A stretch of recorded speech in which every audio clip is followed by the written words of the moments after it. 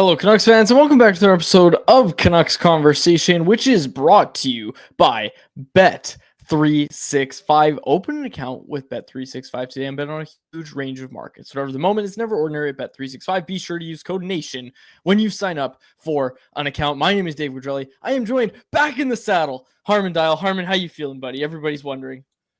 Feeling a lot better. I unfortunately got sick over the weekend. I am feeling a lot better with the exception of last night having to watch the Canucks break the puck out. Yeah, there's a lot to talk about when it comes to that, isn't there? Nearly got sick again. Like that almost set me back by another week. Man, you came with the jokes today. You came prepared with jokes. There's a lot in the chat already. Oliver Sholnick in the chat said, at least Hoggy looked better yesterday. The Canucks defense did not look better yesterday. In fact, they looked a heck of a lot worse. Is it fair to say that was the Canucks bottom four's worst game since Filip Hronek went down? Kind of everything we were concerned about when Filip Hronek first went down. We were just talking about how Carson Soucy's elevated his game. Tyler Myers led them in Corsi and expected goals percentage last night. So I'm not including Tyler Myers in this. Tyler Myers is a top pairing defenseman right now. Put some respect on his name, but like the bottom four, Soucy, Juulsen, Friedman, Desharnais, those guys did not have it last night. Absolutely. Without a doubt, the bottom four's worst game, not only since Hronek's injury, but I'd argue even this season potentially. And it's not just because of it'd be one thing if they just struggled to move the puck. But last night they were both disastrous on zone exits and disastrous defending the rush. It was both. And like you can maybe get away with, all right, with one of those things. You can't have both things go wrong in the same game and expect to win. I mean, even defending the rush, we saw how much the Blues' speed off the counterattack was creating problems, but also just elementary defensive mistakes. One or two instances where Dylan Holloway was able to get through Juulsen and Soucy just because they were spread too far apart. Like that's such a basic defensive concept that it shouldn't be an issue at the NHL level. Bad reads and pinches, getting caught high up the ice. Overall, the pinch is not working well. The communication, right? Instances where the defensemen don't know which man to pick up, no sense of gap control. And I don't think it helps as well that Vancouver's forwards were turning more pucks over at the offensive blue line than usual. But yeah, I mean, between the way they defended the rush and between the way that they sent every pass up the boards for the Blues to pick off in the defensive zone, it was a train wreck night for the blue line, and Erik Brannstrom has to get back into the lineup. Absolutely, he does. Thatcher Demko said that he put his knee through hell prior to coming back, and it's a good thing he did that because the Canucks defense was somewhere below hell last night. You said it, Erik Brannstrom, a healthy scratch. Harm, you weren't on the show yesterday, but I will say when we talked about it, I had Dave Hall on. When we talked about it, I said, like, I kind of understood where Tocchet was coming from in the context of everybody else, Juulsen, all these guys seem to have kind of elevated their game since Hronek went down, and I didn't necessarily see that from Erik Brannstrom. I did also mention, though, that the base level of these guys, Erik Brannstrom's worst game, you take that over the worst game of the other four guys that we've seen this year, and not a great night for all four of those guys to put in arguably their worst performance of the season. Something interesting you said, the gap control, the spacing. It was at the Vancouver blue line a few times with Soucy and with Juulsen. Like you said, they were just too far apart. We did see a tweet today that at practice, Adam Foote was barking out some orders and just showing everybody where they were supposed to be when it came to the defensive side of the ice. And it was not the best environment for Thatcher Demko to make his debut. Like it wasn't. It was a fine debut for Thatcher Demko. I definitely want to talk about him. I think he looks super steady in the net. Kevin Lankin has done a great job, but you can't argue that Demko looks like a Vezina caliber goalie when he's in there. He just, the way he moves around his crease, the way he's always in the right spot, it's a much more calm game than we see from Kevin Lankin. And this isn't supposed to be a Lankin versus Demko thing. It's just like when you see one of the best in the league at their position, it just looks different. Like if I say, Quinn Hughes looks better than Filip Hronek, I'm not trying to knock Filip Hronek. It's just that Quinn Hughes is one of the best defensemen in the league, if not the best defenseman in the league, and it looks different when he's coming out. The same can certainly be said for Demko last night. What do you think of his performance?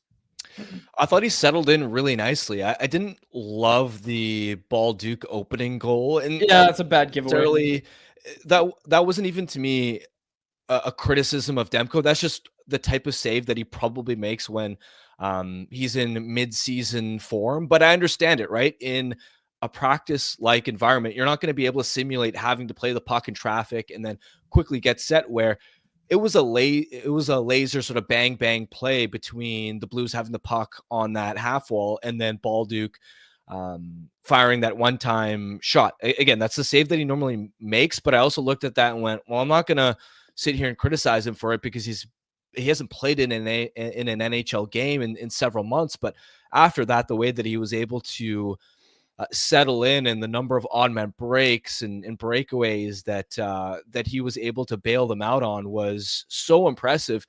It was like going back to the Bruce Boudreau days where Yep. they were just in shambles defensively, and Demko was the only reason that they kept things close, were able to force it to overtime and at least salvage a point out of that performance. Yeah, and as we see a couple saves here flash up on the screen, Demko was sharp. Like, he was sharp when he needed to be. Unfortunately, his teammates weren't, even right down to the overtime goal. And like, I don't want to turn this into who should have been on the ice in overtime, but like, Elias Pettersson not really out there much. Quinn Hughes not out there, and I mean, I guess that's the price you pay when you lose Filip Hronek. But like, Quinn Hughes could have played more in overtime. And I mean, look, we're gonna get to Quinn Hughes in a second and his total ice time for the night, but like, Carson Soucy on that goal, he's taking away a passing lane that he thinks is there, but it's not. Like, Brock Boeser had the stick tied up. Carson Soucy takes away the passing lane that's not there, basically just gives Dylan Holloway a clean look at the net and a clean path to the net. Not to mention Jake DeBrusk a little too slow, almost like he expected Holloway to turn or not charge the net at the blue line. And again, that overtime goal, it was DeBrusk, it was Soucy. You need to see more. No real fault on Boeser there. He had his man at least, but you would have liked to maybe see Quinn Hughes out there in overtime a little bit more, I think. Yeah, overall, I just look at that performance and go, given the juice that this team should have had from Demko's return and Yeah. how motivated you should be to put in a good performance to shelter and insulate him so that he isn't facing a relentless barrage of grade A chances, I was just really disappointed with the effort of the skaters defensively throughout the entire night. And again, we focused a lot on the blue line, but I think a lot of that also extends to the forward group as well. I really believe that they let Thatcher Demko down. And to me, both when you look at the score and even when you look at the fancy stats, whether it's expected goals or shots, that to me doesn't capture how lopsided the game was as far as the Blues just being able to create at will off the rush and pepper the Canucks. This game wasn't close in my mind. No, it wasn't. That's the thing. They're lucky to get a point out of it, but I think that's why Rick Tocchet was so frustrated post-game. We're going to hear from him in a second, but I wanted to talk about Elias Pettersson. Little foreshadowing there because we're going to talk about what Tocchet had to say about Pettersson post-game. But this was a tweet from Satyar Shah. Where did it go? Did I lose it? He said something about, hold on one sec. I'm going to find it. Should have had this written down. There's a bingo swear. Okay, here it is. This is from Sportsnet, Satyar Shah. He said, the last 4 games, every single Canucks forward has a negative expected goal share except Pettersson. We all know he's capable of more, but this is very much a team trend more than an individual one. Not having Miller nor Hronek has really shown in recent games. The reason I bring this up, Harm, is that I feel like there's a little too many people with the, look, Pettersson got 2 points. I thought he was bad those first 2 periods. And again, I thought the whole team was bad, but this idea that, Pettersson's elevating his game, he's the reason they got 2 points. And I mean, I won't disagree with the fact that he's, got 2 points for them in that game and helped them get to overtime at least. But this is a team trend. I'm not trying to zero in on Pettersson is what I'm saying, is that he's the best of a bad bunch right now is basically the way is what I'm trying to get at. So this idea that Pettersson's back, he's at the peak of his performance. Like, no, we're not there yet. I don't think he was very good. And I think, even if he was the best of the bunch last night, the whole team was awful last night. And that's what I'm trying to get at here, as Sat's tweet kind of illustrated there. Yeah, there's a lot of nuance with this Pettersson conversation because statistically, he is back to an elite level by almost every metric, right? I went back and looked at his last 15 games. He's got 21 points in that stretch, which translates to 114-point pace. The Canucks are controlling 56% of expected goals at 5-on-5, which is the best mark among forwards, and the type of results that he puts up when he is at the peak of his game as far as two-way impact. He's got 9 points at 5-on-5 in that span, which leads forward. So he isn't just this power play and 6-on-5 merchant where he's scoring in these odd game states. He is producing 5-on-5. He's back to drawing penalties. And yet, despite all of that statistical success, it feels like to the eye, he hasn't been consistently dominant. And I think it comes down to a couple of things. Number one, his production has come from these isolated moments of subtle brilliance rather than these sustained shift in, shift out. I look like I'm creating something, right? Because you sort of nailed it. Last night was sort of a pretty good microcosm of it. He was quiet most of the game, and his line was really struggling to produce, to look threatening.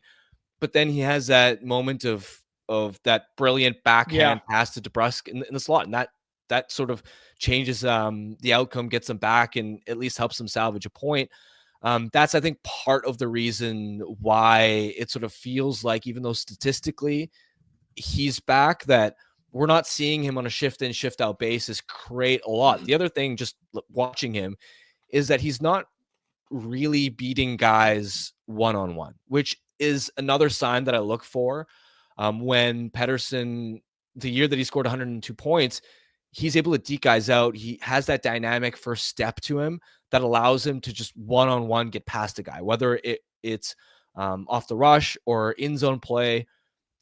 We haven't consistently seen that. So he doesn't look very dynamic or flashy, which again, I think goes back to this difference between the production is there, the underlying numbers are there, but by the eye, we know that there's another level for him to reach for sure.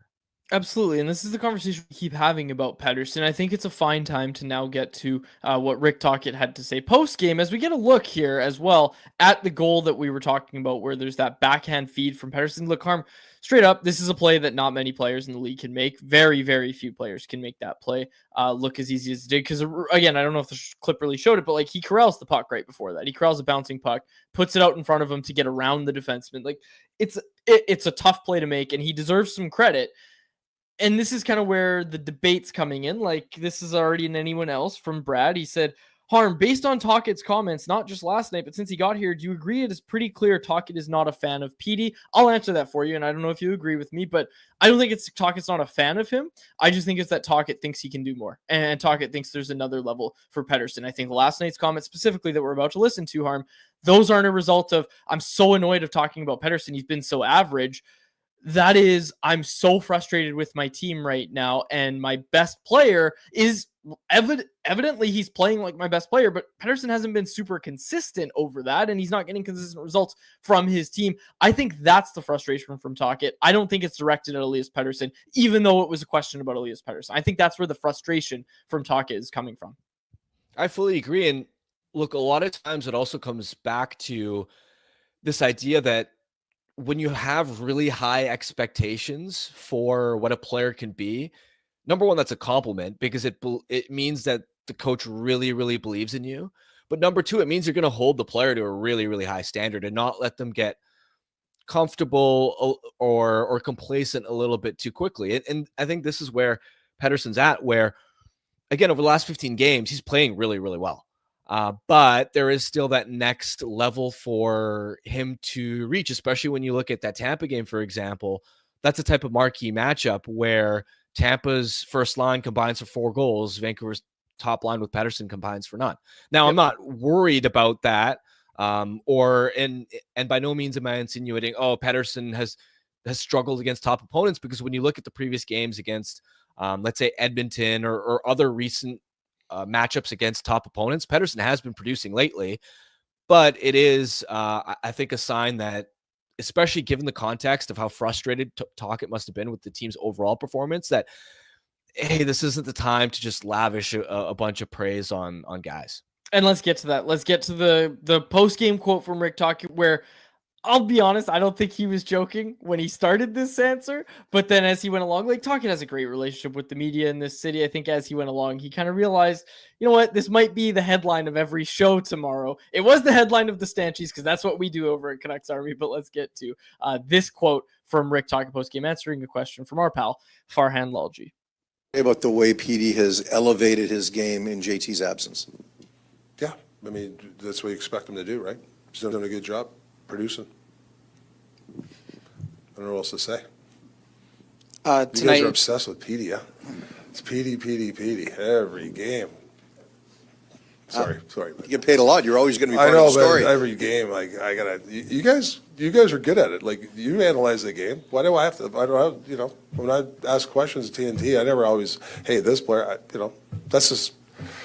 We'll let you ask us the next time. It just gets. I love you guys, but it gets old. Like every time, PD. Because you guys, I know you want to say the wrong thing. That's why. I'm not falling for that trap anymore. I got full. But I'm joking. That is a legitimate question. He's producing. I'm screwing around with you. Like he's been producing that JT's been out. Hopefully with JT coming back, those guys will both produce like they did last year for us. So yeah, 1-2 punch. And we don't have the end of that because after to close out the press conference, your colleague Thomas Drance goes ahead and asks, "What do you think of Petey's face-off numbers tonight?" Tocchet had a really good laugh out of that. That was arguably the funniest part of that whole thing. But Harm, like, what do you make of that? What do you make of Tocchet's comments there? Again, sort of what we talked about, where I can only imagine how frustrated he must have been. Where Demko's first game back, yeah, and the team in front, the skaters just lay an absolute egg, especially again on home ice, right? And for me, my take has always been I don't put too much stock into home ice specifically, that there's something about playing at Rogers Arena that messes with their minds, or that this is some massive issue.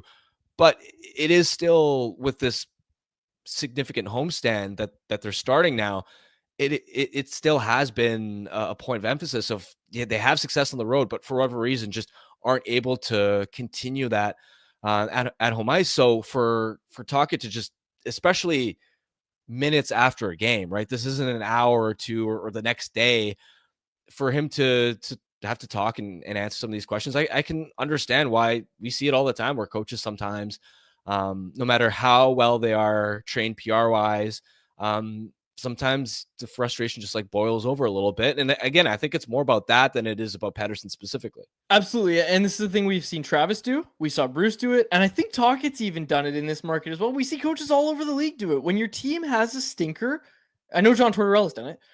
Coaches will start the press conference by saying, don't ask me about individual players. Travis has done it. Bruce did it. I was there for both of those. I know that happened. And it's not like the media's like, well, what are we supposed to ask about? No, we know. Okay, you know what? We understand it was a bad game. The coach clearly isn't happy. He doesn't want to lob praise onto anyone, even though Pettersson was their best forward last night. In the context of it, thought he had a bad first and second period.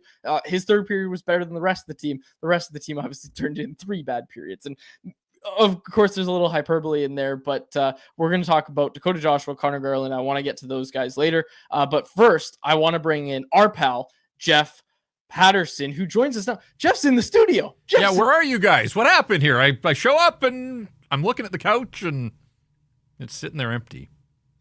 Pretend we're there. Did you give cardboard cutouts?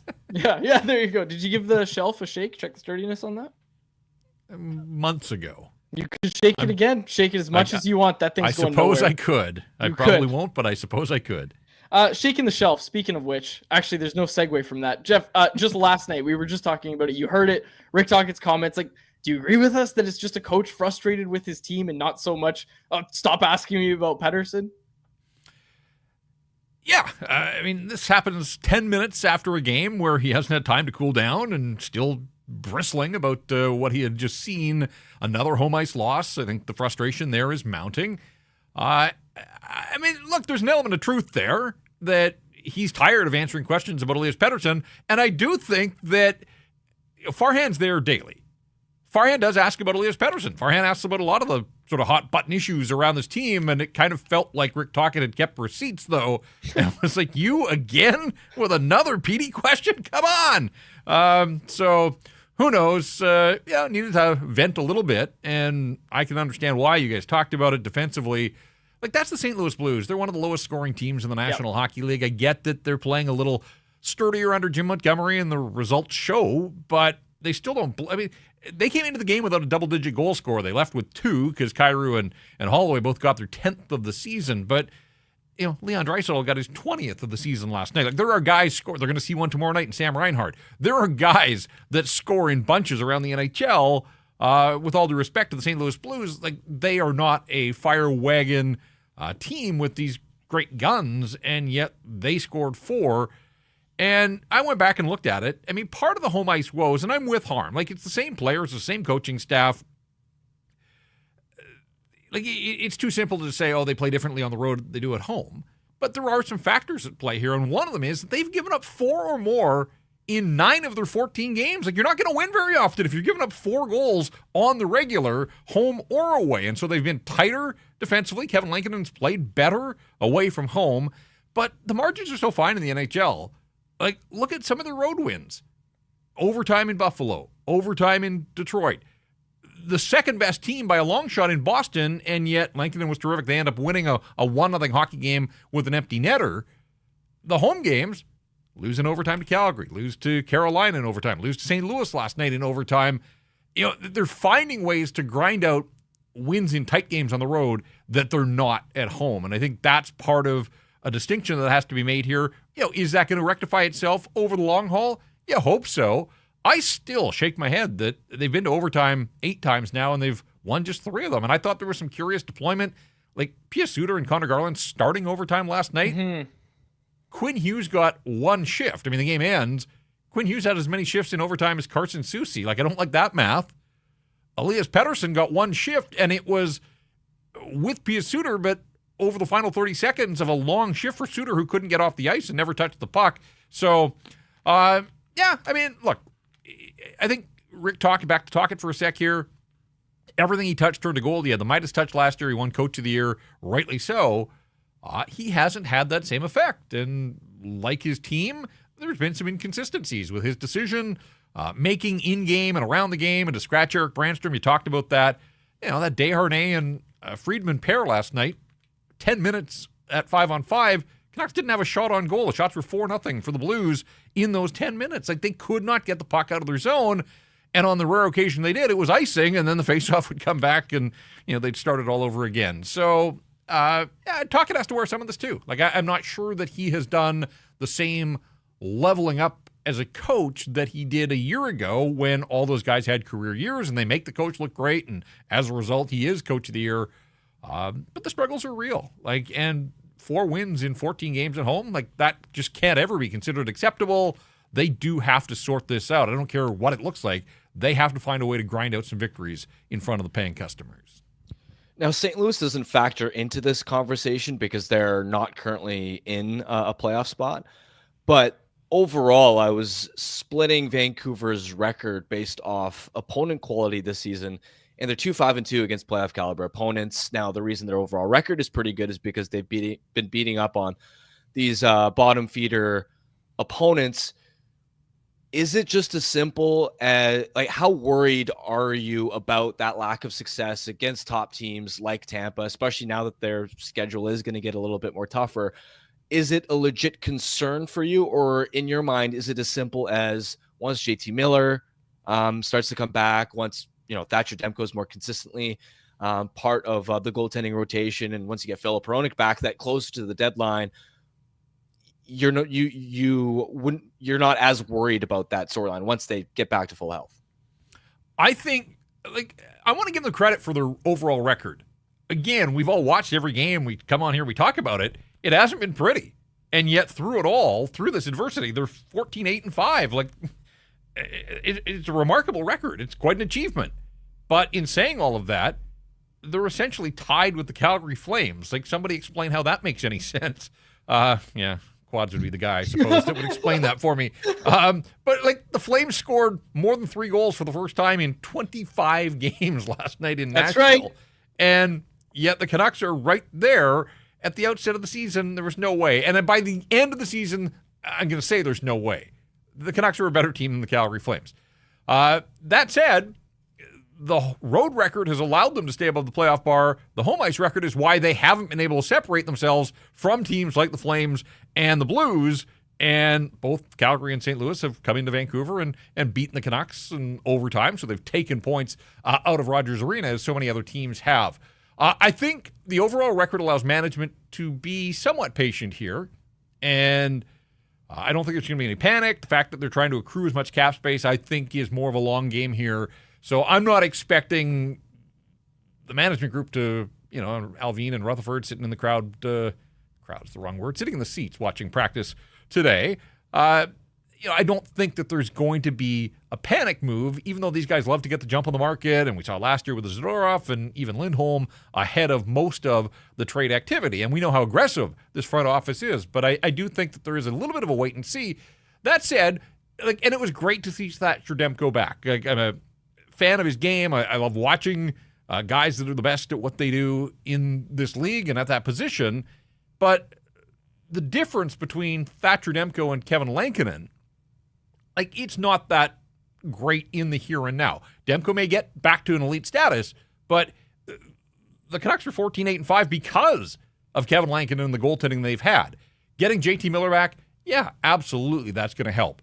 Not only has Miller been gone, but Brock Boeser hasn't been the same since coming back from the concussion, since JT left the lineup. Brock has 1 goal in 8 games since returning from the head injury. And so even though that top line has been somewhat productive, like a PD Brock Boeser combo, there hasn't been a massive tangible takeaway there. And so I would expect that whenever Miller gets back in the lineup, they'll go back to Brock and JT together, and we'll see what happens. So the team still needs help defensively. I don't think there's any doubt about that. But I do think that socking away the wins against the weaker teams, those are the teams that they faced on a given night, and they don't have to apologize for them. But as you pointed out, I think this next week is really fascinating to me, Harm.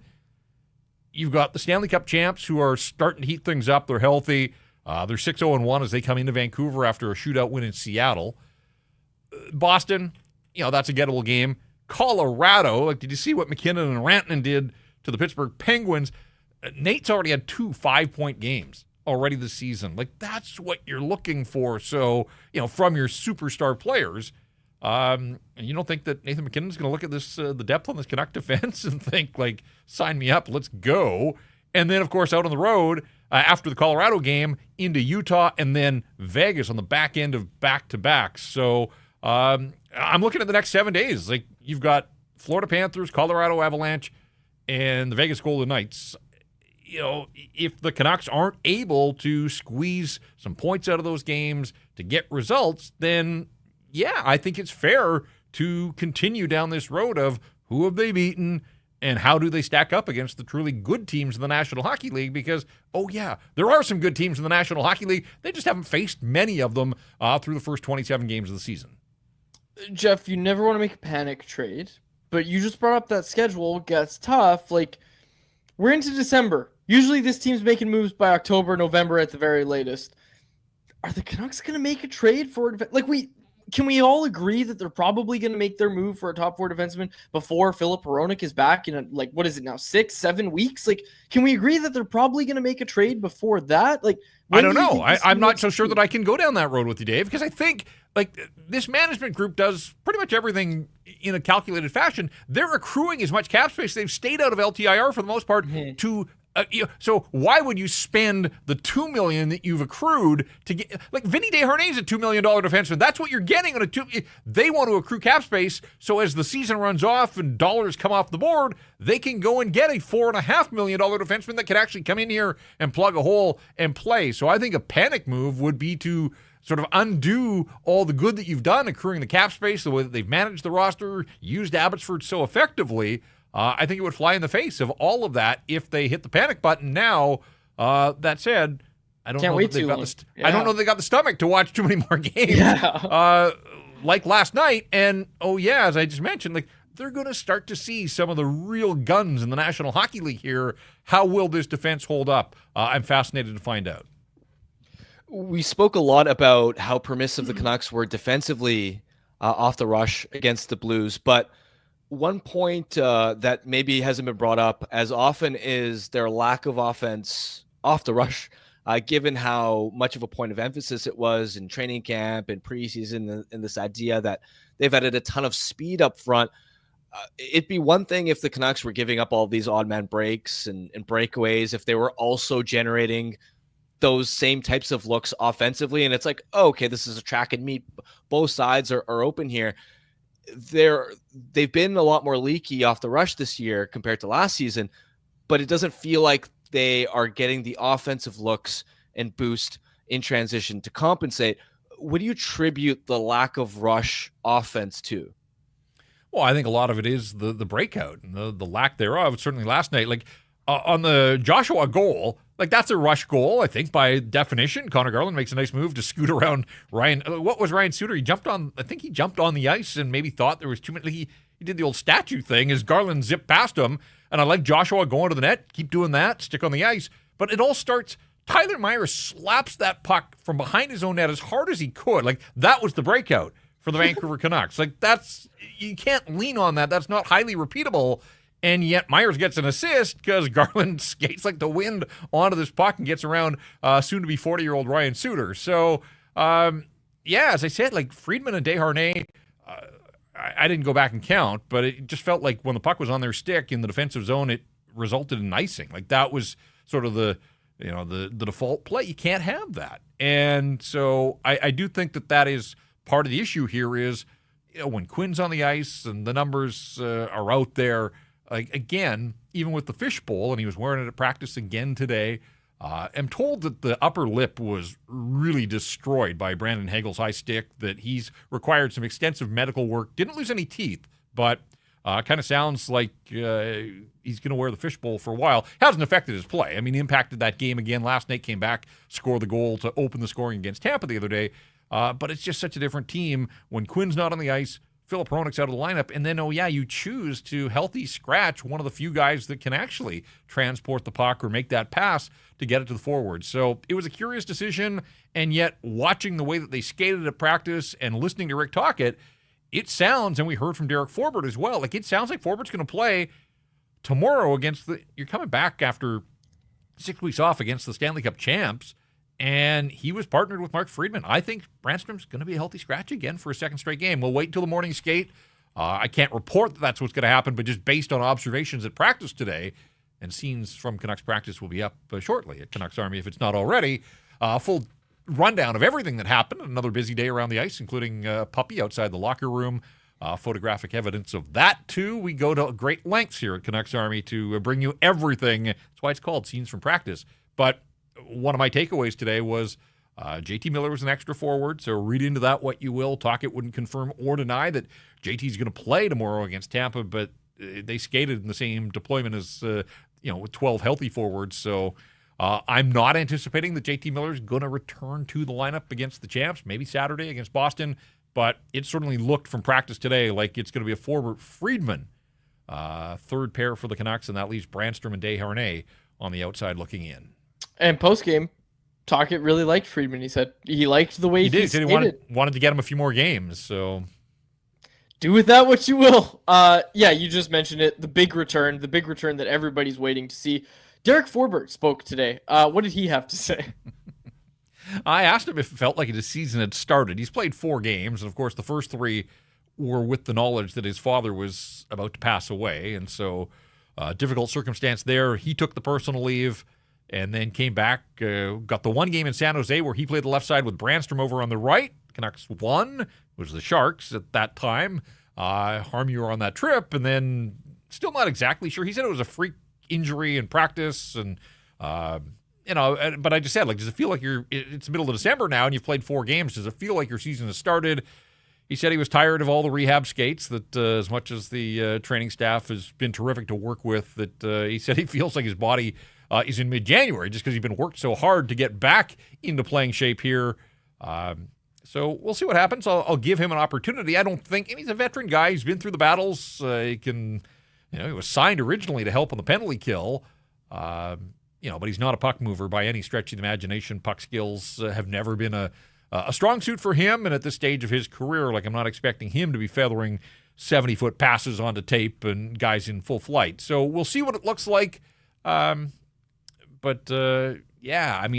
just kind of spinning this wheel of depth defensemen and hoping that you hit on something that works. And ultimately, we'll see if it does work. But Forward's a low-key guy. I don't know if I'd talk to him. Maybe once at training camp, but he didn't have a lot to say for a guy that was on the cusp of getting back in the lineup and has had hockey taken away from him. He was pretty low-key about all of it today after practice. Jeff, great stuff as always. We will chat with you soon. And folks should read scenes from Morning Skate, scenes from Canucks practice, and of course, watch you on Rink Wide Vancouver. Jeff, thanks for doing this. All right, guys, carry on. Good stuff, and we'll see you later. See you later. There he is, Jeff Paterson, in our studio at the Wall Center as we take this episode remote. And someone brought it up. Quads doesn't want to get sick. That's true. Knock on wood. Huge knock on wood, because we have the Canucks Army staff party tonight, the Christmas party. I haven't been sick yet this year. And I attribute that largely to, I don't take public transit anymore. I always drive into the studio when we're there. So I don't ever go on transit, knock on wood. And really, I don't do, public places all that much. And I go to the grocery store off hours, you know what I mean? I'm not there at 5 o'clock. I haven't got sick yet. Are you taking a victory lap on your system? I suppose I am, Harm. I suppose I am. Speaking of victory lap, I'm a man of the people. You think you're too you good get for public? sick? You think you're too good for public transit and absolutely. avoid crowds? Yes. Yeah, absolutely. And not that I take public transit a lot, but I'm not scared of it. I'm a man of the people. I understand the common folk, whereas you clearly don't. You think you're a class above. Think. This is really funny. Warchild in the chat said, "You're old enough to drive?" I've been driving for a long time. I've said this before. I was one of the first to get my license in my friend group in high school. Just a few years ago. Yeah, just a few years ago. Okay, let's get to anyone else, which is brought to you by our friends over at Greta, a spot I'm actually allowed to be at. A great spot, home and away. No matter the game, make sure you're at Greta. We were there for the first viewing party of the season back in October, and there's another one coming up soon. So be sure, stay tuned for that. I actually don't know the date right now, but we have one coming up and I know about it. So we're going to get you information for it soon, folks. Just minutes from the arena. Come by before and after the game or whatever event you're downtown for with Arcade Games weekly drink specials and the recently updated street food menu. Greta Bar YVR is the place to be. 50 West Cordova Street is the address. Let the games begin. Okay. Let's talk about the lines when JT Miller returns, because this is kind of the big thing that I wanted to focus on for today's show, Harm, is when Miller returns, I think it's safe to say Brock Boeser's going back with Miller, and you have to put Pius Suter, I think, as a winger. You have to do that. That being said, what do you do with Elias Pettersson's line? Jake DeBrusk is going to be there. Jake DeBrusk has finally emerged as that guy who's going to play with Elias Pettersson, but do you go back to Kier Sherwood or do you go back to Connor Garland? Now, I think it's a hard question to answer right now. If you had to tell me right now, play tomorrow, and I had JT Miller at my disposal, I'm putting Connor Garland right back with that Elias Pettersson line. And then your bottom six kind of becomes a land of misfit toys, but you need your top six to be better. You need your top six to be better than they have been. I think that's the risk that you have to take, is you have to put Connor Garland back on that top six line with Elias Pettersson. I'm with you in the sense that Miller, Boeser, Suter is your top line. DeBrusk and Pettersson are obviously going to be a fixture together. I would lean towards Sherwood, giving Sherwood the first look there, just because I want to see if, now that Joshua has scored, if he can start building some confidence, building some momentum. And I don't want to take away a line mate that he's previously had a ton of chemistry with. So to me, it's not so much about, I think Sherwood's a better fit on that Pettersson line than Garland is, because let's be honest, Garland's a much better player than Kier Sherwood. If this was purely about how do you stack that Pettersson line to be as effective as possible, you would put Connor Garland in that position. But my bigger priority at this point would be building a formidable third line, because that's a luxury that the Canucks had last season. And to me, if you can get Joshua, Blueger, and Garland humming again, I want to see them get another game or two together to see if they can build that chemistry. Because again, Joshua scores. I shouldn't say maybe, he is going to feel more confident. Hopefully that unlocks more consistent, higher level play from him. A couple things in the chat here. This one from Karn. He agrees with you. Joshua just scored his first. Keep him with Garland and let them get hot. Calcios Rico in the chat. I'd keep Sherwood with PD at first. Sherwood and Joshua on a line is redundant. And that was going to be kind of the caveat that I mentioned, was that tomorrow I'd probably put Garland back with Pettersson, but you also have to think about the Dakota Joshua angle of it all. And if he can start to get going, it does give you a totally new look. So it'll be interesting to see what they go with. I think right now I'm still leaning Garland in the top 6 because this team needs to start scoring some goals, especially at 5-on-5. But you're right. Another way to do that is by having 3 really, really good lines. So I just wanted to have that conversation. We'll see what ends up happening. It doesn't seem like Miller's going to play tomorrow, but he might. So we don't really know just yet, but we'll see. We'll see is a good way to kind of close out that conversation as the Canucks get set to take on the Florida Panthers tomorrow. Okay, Harm, I've got a few things in anyone else. Something I talked about yesterday, and I know you weren't on the show, but I was talking about how the games around the NHL are just really good and how the standings being so close right now has resulted in just a really good product in my mind. Like, I think the games have been great. I'm a big fan of those Amazon Prime broadcasts. I've said it a few times, but I think the games have been great. And I found myself watching just more and more hockey. Like, I've just been watching a ton of other teams this year. And I think that's been something that I just wanted to highlight with you as well, is with the standings being so close. And we did the exercise yesterday. They're a lot closer. The bottom teams aren't as bad as the bottom teams were at this time last year. The top teams aren't as good as the top teams were at this time last year. We know it's a tight race, and I think that it's been good for the game that that's been the case.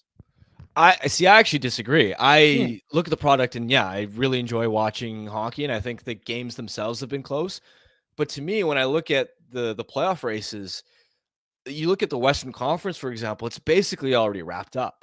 Like, as far as knowing which teams are going to make the playoffs, it's not that, it may look close on paper, but to me, I don't think, like, Vegas leads the division. They're not falling out. LA continues humming. They're going to get Drew Doughty.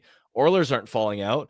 In the Central, Minnesota, Winnipeg, Dallas, none of those, like, those teams are all locks at this point. And then you look at the 2 wildcard spots, it's Colorado and Vancouver right now. Colorado, now that they're healthier, they're not going anywhere. And the Canucks, even though they're running into some adversity, I don't see the Flames or the Blues catching up to them and stealing a spot from them if the Canucks end up in a wild card spot. Like, to me, the West is already, the East is more interesting, especially now that the Rangers have fallen off the map. But even then, like, the Red Wings haven't taken a step, the Sabres haven't taken a step, the Senators haven't taken a step.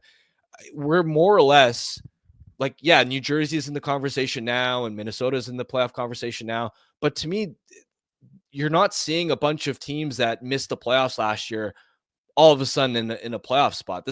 We're more or less seeing the same teams that are always in the playoff race back in the playoff race, and the same teams that are always bad are bad again. But that happens every year is what I'm saying. And there are still some wild card teams that we have to keep our eye on. I think that's what's made the hockey entertaining. Like, we were looking at the standings at this time last year, Harman. Like, the Arizona Coyotes were in a playoff spot in the Western Conference at this time last year, but the Oilers were still figuring it out. So, like, your top teams basically looked the same last year as they did this year, but it was a lot closer with the teams that were below them. It wasn't a story of like, oh, the Oilers still need to get going or anything like that this year. That was the storyline last year. So I look at it, and my point is just that I've enjoyed the hockey more this year, and especially the East. Like, the East was also figured out at this time last year as well. Even more so, I'd say, than it was this year. And I would also argue that, like, by mid-November last year, the standings looked the way that they were going to look. And look, Flames bid aside, like, how long can we just say, well, the Flames are going to fall out? Yeah, the Flames are going to fall out. I get it. They're going to fall out. I understand it. I understand that that's most likely what's going to happen. It's December 11th, and they're still right there. They haven't even hit the 30-game mark, though. And, like, they've got a -9 goal differential. They've been carried solely by goaltending. They're not a good team. Like, they might do the Capitals thing from last year and, like, get super lucky and somehow I still don't believe it, but it's not out of the realm of possibility. But they're not a good team. They're not exciting or entertaining to watch. Oh, that's where you're wrong. They are exciting and entertaining to Stop watch. it. They are. Their They leading absolutely scorer is are. on pace for like 50 points. He's getting going. He's getting going. They, Oh, see that? They stop score. it. See that? They score 4 goals Stop last it. night. They scored 4 goals last night. Stop it. But First time all year. again, the West to me is basically like, even if you want to make the case that Calgary's still in it, fine. Then 7 of the 8 playoff spots in the West are already like, there's no mystery or intrigue around them. And to me, like, I think the solution, But that happens every year. That happens every single year. Let's solve this, right? Because I think the issue is the regular season ends up feeling so long because after, let's say, the trade deadline buzz is over, it feels like unless there's like the wild card race in the East last year was really entertaining, but the West was so boring because you knew what teams were going to make the playoffs. There was no intrigue, and so the stakes didn't feel like they were there. The regular season felt too long and too boring. To me, the solution is to do what the NBA does as far as a play-in tournament. And I was initially against this idea because I thought, oh, you don't want the teams that are like 9th or 10th in the conference to have a shot to be involved. You're rewarding mediocrity. But honestly, it creates so many more races to where, okay, fine, you don't want to be, let's say, the 7th. You don't want to be in a position where you're facing the 10th seed in the Western Conference and potentially get upset by them. Fine, then don't finish. Then finish in the top 6 where you're guaranteed that making it through the play-in round. You know what I mean? And so it creates, like, now all of a sudden, even if you've got a midweek game in late March and you know what teams are and you know put it this way, by mid-February, if the West is already settled, there's no stakes on that, versus if you open it up and have this play-in round, now it's okay. Now there's a competition to make sure you finish in the top 6 in your conference and avoid a play-in. And even the play-in format itself, it's like, if you are the 9th or 10th seed, you got to win twice. It's not just a single thing. It's, you got to win once and then you got to win twice. So I'm in favor of a play-in tournament to spice up the regular season and just create more stakes, create more competition. I would need to warm up to that idea, as it sounds like you have. I feel like initially you were against that, and I think initially I'm against that one too. So where would you disagree?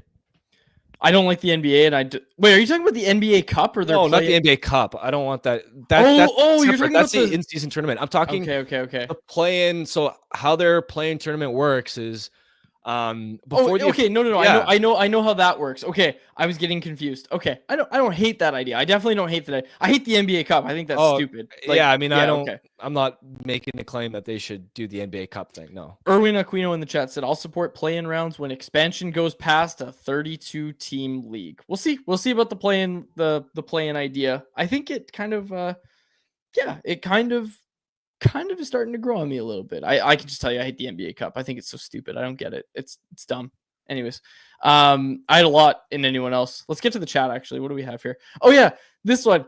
So yesterday we got this question in the chat, Harm, from Karn. It was Jacob and I co-hosting, and we read it.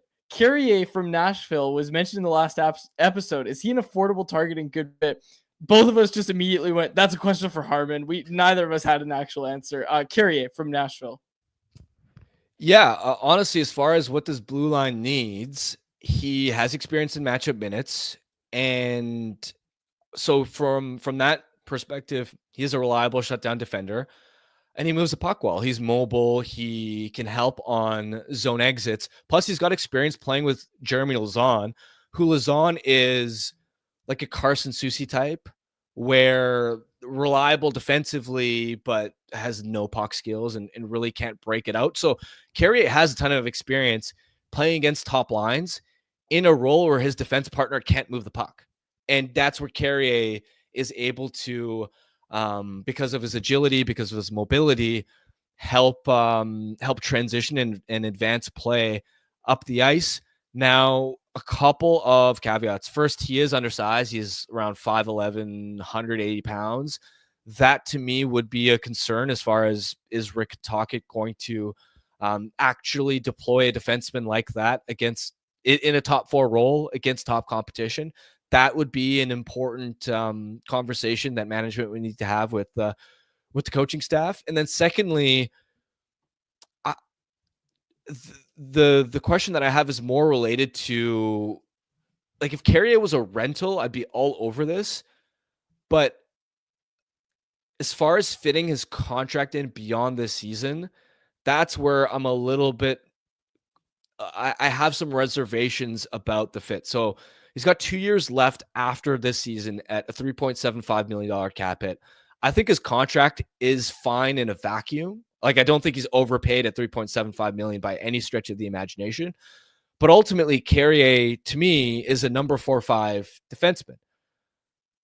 The problem is you also have Tyler Myers, who is a number 5 defenseman. Now, I think Carrier is better than Myers, but you're like neither. So you got $3 million there, and then you got $2 million in Desharnais. You've got 3 defensemen there that would combine for a significant amount against the cap, where none of them are high-end defensemen. It also creates a roadblock for Tom Willander if you're trying to give him the opportunity to potentially earn an NHL job next season, especially because Filip Hronek's obviously going to be a lock on the top pair. So to me, like, that's where I, like, again, if he was a rental, I'd look at that and go perfect. But to me, if the Canucks are going to commit cap space to a right shot defenseman with term beyond the season, ideally it'd be a guy that you would look at and go, like, again, Rasmus Andersson, you look at that and go, perfect fit. This guy can drive a pair all by himself. He is like a legit number 2-3 defenseman. Whereas in the case of Carrier, are you comfortable committing more money to a defenseman that, yeah, absolutely would be an upgrade on the second pair, but he doesn't have the highest ceiling? Like, he is ultimately still like a number 4 caliber defenseman, and you've got money tied up beyond the season to other defenders who aren't high end as far as being like top 3 defensemen on contending teams.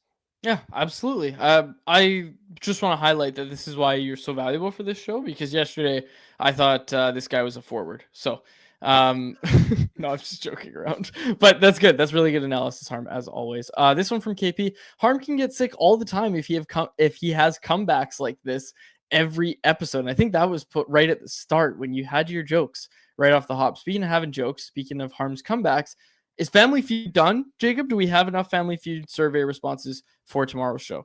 We have enough Family Feud responses for tomorrow's show. So thank you to all of our listeners. Early read on the survey. What do you think? A little bit harder than last week, but still, I would predict you guys to win. Right on. Right on. Speaking of wins, did you catch the game last night, Harm? Did you catch the game? Did you catch the Calgary Flames? Hit it, Jacob. Let's go Calgary Flames hockey team. Let's go Calgary. Let's go Calgary Flames hockey team. Let's go Calgary Flames hockey team. Let's go Calgary Flames hockey team. Let's go Calgary Flames hockey team. Let's go Calgary Flames hockey team. Let's go Calgary Flames hockey team. Okay. So to give context, last night, my friend, well, like one of my close friends who lives in Calgary, he sent this Instagram reel to our group chat, and it was of a middle-aged guy saying, "Let's go Calgary Flames hockey team," repeatedly, but the image. Let's go Calgary Flames hockey team. Let's go Calgary Flames hockey team. Let's go Calgary Flames hockey team. But the kicker is, like, you have to view it on Instagram because, like, the graphic is what gets it. It's like a ton of fire emojis. It's decked out with like way too many Flames logos. It's like somebody that has no idea how to use social media, but is just so enthusiastic about the Flames. And it somehow went viral. And I thought he does them for every team. He does them for every team. He takes requests. Yes, he takes requests. There's one about the Canucks. He does them for high school football teams. This guy's great. He's awesome. Yeah, he does them. He's gonna turn that. I don't know if he's getting paid for it, but he's gonna turn that into like. I do actually have the Canucks one lined up in case we wanted it. Let's go Vancouver Canucks hockey team. Let's go Vancouver Canucks hockey team. I love this guy. I just want to say I love he's this guy. awesome. Like, honestly, bless his soul. Like, Yeah. what an awesome dude. That's such good content. Like, that's such a great content idea. Is, you know what? I'm gonna take requests from people to read out team names and say, let's go. Like, that's so hype. That's awesome. We're keeping that as a button. Let's go, Calgary Flames hockey team. Okay. Harm, did you catch the game last night? Because it was the Bet365 bet of the day, and heavy underdogs were the Flames against the league worst Nashville Predators. And I was telling people, take them plus 150. We don't back down. Plus 150 odds for our Wagon Flames to take down the poo-poo Nashville Predators. No doubt we're taking that bet. So we hammered it. Flames go down early. Again, we were trying to figure out, you know how we always try to figure out why the line is set at what it is. And I said, oh, well, Dan Vladar is starting tonight, but that shouldn't matter. Dan Vladar is a good goalie.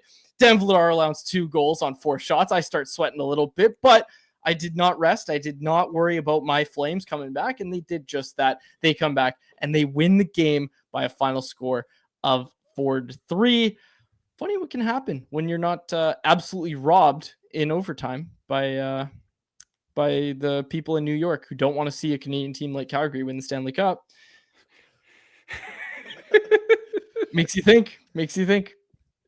Yeah, just wait till I mean, Calgary's not in a playoff spot anymore, which, by the way, I find it funny that you haven't acknowledged that. But even if you wanted to go by points percentage and say, oh, technically they're a smidge ahead of Colorado. Colorado's going to go on a heater, so I can't wait. Give it another like 2 weeks, if that, and the Flames are going to be out of a playoff spot. So you can take your victory laps for, oh, they won last night or whatever. Don't see your success lasting very long here. All I heard was you can take your victory laps. Jonathan Huberdeau scores his 10th goal of the year. Look, Harman's talking about this guy's going to finish the year with 3 goals, probably. That was your prediction, I think. Braden Pahal scores a goal as well. Like, it was a great game. And don't lie, you had no idea who that was before, like 2 months ago. I thought it was Patchell. But I will say this. Also, in all seriousness, shout out John Abbott. I don't know if you've had a relationship with John Abbott at all. Great dude to get to know as well. He came and spoke to my BCIT class years back. Like, he's a great dude. So happy to see him land on his feet and get the job in Calgary. But back to the Flames, back to the Wagon Flames. They take down the poo-poo Nashville Predators, as I said. Look, like, Harm, that's why I had such a big issue. That was a very entertaining game. It also, I'm not even doing a bit. That was a super entertaining game. It was a lot of fun to watch. It was. Congrats, your team beat the biggest tire fire in the NHL. When everybody was against us. But in Sea of Red, we don't give up. Okay. Red, just like your goal differential, and it's only going to get redder. Oh, no. I'm in the green when it comes to the Bet365 bets. I'm talking about Calgary's goal differential. Ah, yes. Okay. I don't have a comeback for that one. Okay. Oh, and I should say DM Payne also pointed this out. He asked the question yesterday, not Karn. Karn actually reminded us about the question about Carrier, that winger in Nashville. Oh, yeah. Okay, quickly. And I know we're running a little late on time. I'll try to wrap this up quick. But there's a report from Nick Kiprios today. Not sure if you saw it. Brock Boeser and his camp are looking for 8 years at $8+ million. Canucks don't want to pay him that, is what Kiprios basically said. And Kiprios put him on a trade board. We're not going to talk about that aspect of it all, because the Canucks did say before the year that, I think it was Alvin. It was Alvin that basically said before the year, like, yeah, we need to make a decision on Brock by the deadline. So they're going to make some sort of decision. I don't think they want to see Brock Boeser walk as an unrestricted free agent. So I'm sure those negotiations will start at some point in the near future. They have some time before the trade deadline, but the Canucks also did make it pretty clear that they wanted to basically see Brock Boeser do it again heading into this year after the 40-goal year last year. To me, this is nothing out of the ordinary. This is a player in his camp saying, hey, we'd like to be paid what market value is, which, again, that is market value for Brock Boeser. A 40-goal guy is going to get paid in this league, and Jake Gensel also raises the price of scoring wingers. So it's a fair ask from Brock Boeser, but let's also not forget that Philip Hronek in his camp wanted $8+ million at 1.2, and obviously they settled for a decent chunk lower than that. So it's all part of the negotiation and everything, but did you have any reaction to that report today? Not really. Again, I thought though that is in line with the type of ask that an agent and his camp would have this early in the negotiating process. So that $8 million figure didn't really come as, oh, that's a sticker shock. That's in line with what a 40 goal scorer would approximately fetch on the open market. We'll have a deeper conversation, I'm sure, at some point about Boeser's contract ordeal, but the report itself didn't really come as a surprise. Yeah. Final thing, Paul Papadoulis in the chat. He said, I went quad-shies last night on Flames and fraud Leafs, but the Leafs won. Now, I picked Flames as my bet yesterday because I like them at plus 150 odds, but the Leafs were also the underdog against the Devils. And I kid you not, I'm not making this up. When I was picking the bet yesterday, I almost was going to pick the Leafs as the winner. And not usually I'm saying, oh, they're frauds. This game means something. They're going to choke. I was saying they're going to win against the Devils because they hate Sheldon Keefe so much, obviously. So that was going to be my second pick, was Leafs win. Leafs take that game 2-1 in overtime. Obviously, as we know, they absolutely despise Sheldon Keefe, got him fired, and now tried to pour a little salt in the wound. I'm going to jump in. Pretty sure the Leafs had one shot through 40 minutes or like 38 and a half minutes and won the game. They had one shot on goal through almost 2/3 of a hockey game and won. Devils power play went 0 for 4 in that game when all that was happening.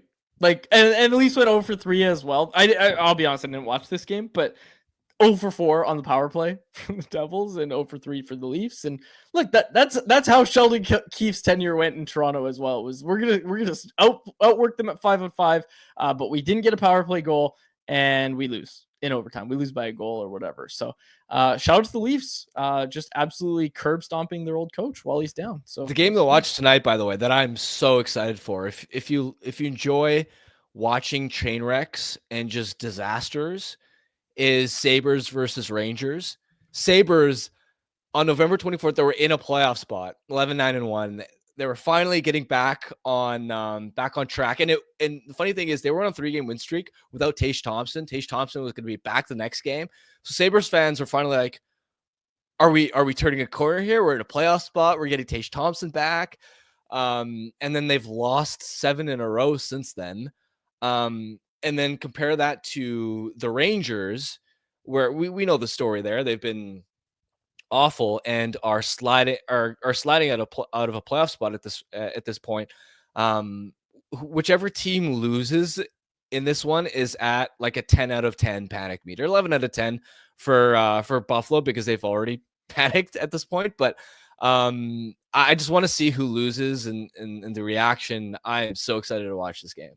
What the hell does Buffalo do? Like we don't need to get into it, but that press conference with Kevin Adams, people are showing up in Hawaiian shirts. Did you see this? People are showing up to Buffalo in Hawaiian shirts because of his little palm trees comment. And we talked about this on a recent episode with Kevin Adams coming out and basically saying, we're not Florida, we're not a destination. Yeah, take a shot at the city. That's a wonderful idea for a general manager. There is an element of truth to what he's saying.